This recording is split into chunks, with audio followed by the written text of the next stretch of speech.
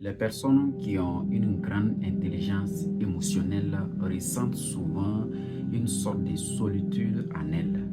Non pas parce que ces personnes manquent de liens, mais ces personnes ont souvent cette habitude de rester peut-être seules parce qu'elles connaissent beaucoup les gens.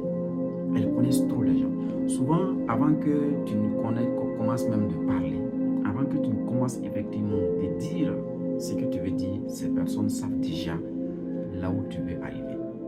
Et ces personnes, lorsque dans un groupe il y a des soucis, ces personnes se disent que c'est à cause d'elles.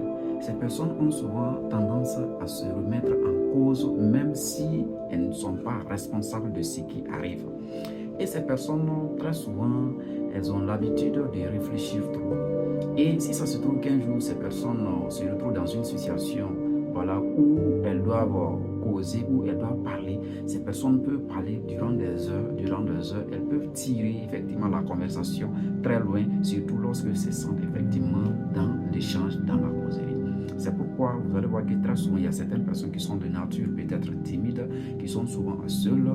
Voilà, ce n'est pas parce que ces personnes manquent de gens, ce n'est pas parce que ces personnes manquent de liens, ce n'est pas parce que ces personnes détestent effectivement être avec les gens. Non, seulement que ces personnes sont dotées d'une forte intelligence émotionnelle et cela les pousse souvent à rester peut-être seules parce qu'elles se disent que si je dois parler, cela veut dire que ma parole est nécessaire. Et ces personnes sont souvent effectivement distantes, non pas parce qu'effectivement elles ne veulent pas peut-être être avec les gens, mais seulement que ces personnes ont souvent peur de blesser effectivement les cœurs.